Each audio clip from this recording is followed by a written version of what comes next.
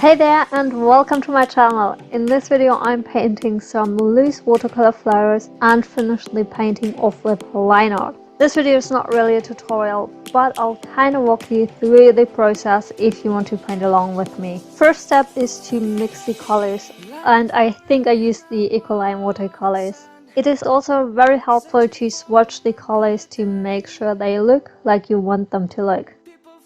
I added some metallic watercolor by Fine as well.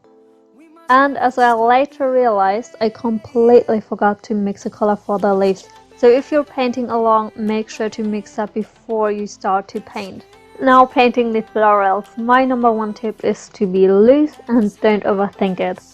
I added a little more paint to the center but also to the petals to get an uneven wash. Then I used another color and added it also to the center but also to the edges of the petal. Not to all of them but to some, just to get a bit more color into the flower. I repeated the same thing with the second flower. The only difference is that I wanted this flower to be at an angle. That's why I painted these two petals a little bit shorter. Here I put the second color to the center and some petals as well. This is the point at which I realized I forgot to mix paint for the leaves. As this is a loose floral painting, I like painting the leaves while the flower is still wet. In this case, the paint of the flower will mix with the ones of the leaves and also some green will get into the petals. I really like how this looks. If you don't like that, just wait until the flowers are dry and then add the leaves. In some cases the leaves got a little too much of the flower paint, so I added a bit more green. To some of the leaves I also added a bit more paint to achieve an uneven color when the paint is dry. I hope you know what I mean.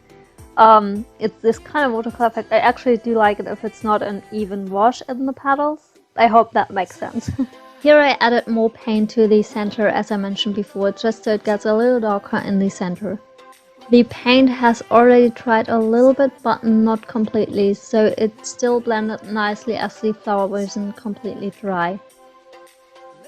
I finished the painting with line art. For this step, make sure that the watercolor is completely dry. The line art is also really loose. I didn't try to get a perfect line, so there is white space between the lines and the paint. I also drew these lines so you can see that the petal is not flat but shaped. I hope that sentence made sense and you know what I mean. For the center I drew this, I don't know how to explain it. It's kind of like a scribbly line, and then I also put some dots around it. I also added line art to the leaves, and here again I was really quick and loose about these lines. Here I used another fine liner with a smaller nib for these middle lines. I left it with this one line. Of course you could add more or none at all. That's just about personal preference.